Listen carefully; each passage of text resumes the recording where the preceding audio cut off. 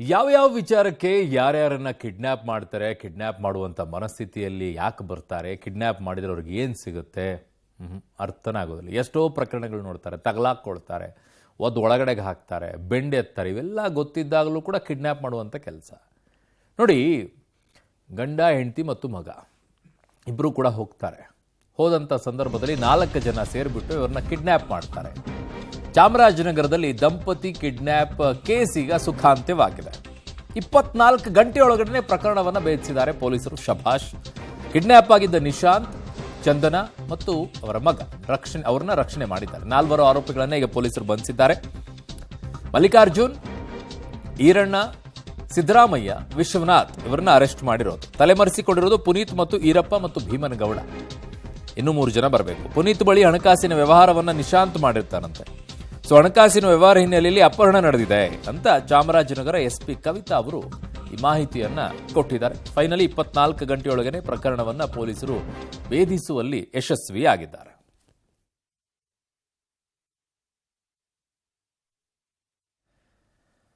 ದಂಪತಿಯ ಕಿಡ್ನಾಪ್ ಮಾಡಿದಂತಹ ಪ್ರಕರಣ ಅಂತೂ ಈಗ ಸುಖಾಂತ್ಯಗೊಂಡಿದೆ. ಒಟ್ಟು ಈ ಪ್ರಕರಣದಲ್ಲಿ 7 ಜನ ಇರೋದ್ರು. ಅದರಲ್ಲಿ 4ರನ್ನ ಈಗ ಅರೆಸ್ಟ್ ಮಾಡಿದ್ದಾರೆ. ಇನ್ನೂ 3 ನಾಪತ್ತೆಯಾಗಿದ್ದಾರೆ. ಅವರನ್ನ ಪತ್ತೆ ಹಚ್ಚುವಂಥ ಕೆಲಸವನ್ನು ಪೊಲೀಸರು ಮಾಡ್ತಾರೆ. ಗಂಡ ಹೆಂಡತಿ ಮತ್ತು ಮಗ 3ರನ್ನ. ನಿಶಾಂತ್ ಹಣದ ವ್ಯವಹಾರವನ್ನು ಮಾಡಿದ್ರಂತೆ ಪುನೀತ್ ಜೊತೆಗೆ. ಹಾಗಾಗಿನೇ ಈ ರೀತಿಯಾಗಿ ಅಪಹರಣಕ್ಕೆ ಮುಂದಾಗಿದ್ರಂತೆ.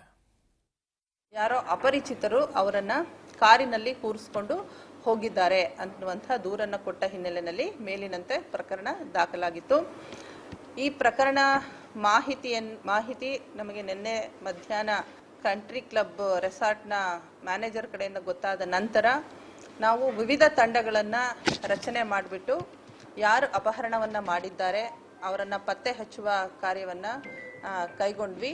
ಅದರಲ್ಲಿ ಈಗ ಪ್ರಸ್ತುತ ನಿಶಾಂತ್ ಮತ್ತು ಆತನ ಪತ್ನಿ ಚಂದನ ಹಾಗೂ ಅವರ 7.5 ವರ್ಷದ ಮಗುವನ್ನು ಈಗ ಸೆಕ್ಯೂರ್ ಮಾಡಿದ್ದೀವಿ. ಅಂದರೆ ಅವರನ್ನು ರಕ್ಷಣೆ ಮಾಡಲಾಗಿದೆ.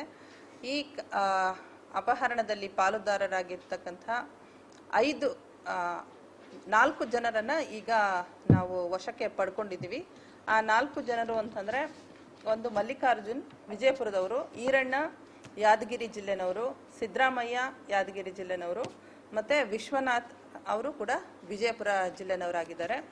ಇದರಲ್ಲಿ ನಿಶಾಂತ್ ಮತ್ತು ಪುನೀತ್ ಈರಪ್ಪ ದಮ್ಮಾಳ್ ಅನ್ನೋಂಥವ್ರಿಗೆ ಹಣಕಾಸಿನ ವ್ಯವಹಾರ ಇತ್ತು. ಆ ಹಿನ್ನೆಲೆಯಲ್ಲಿ ಈ ಅಪಹರಣ ಕೃತ್ಯ ನಡೆದಿದೆ. ಈಗ ಪುನೀತ್ ಹಾಗೂ ಆತನ ಸಹೋದರ, ಸ್ನೇಹಿತ್ ಮತ್ತು ಭೀಮನಗೌಡ ಅನ್ನುವಂಥ 3 ವ್ಯಕ್ತಿಗಳನ್ನ ಇನ್ನೂ ಪತ್ತೆ ಮಾಡಬೇಕಾಗಿದೆ. ಉಳಿದಂತೆ ವಿಕ್ಟಿಮ್ಸು ಮತ್ತು ಆರೋಪಿತರನ್ನ ನಮ್ಮ ವಶಕ್ಕೆ ಪಡೆದುಕೊಂಡು ಕರ್ಕೊಂಡು ಬರ್ತಾ ಇದ್ದೀವಿ.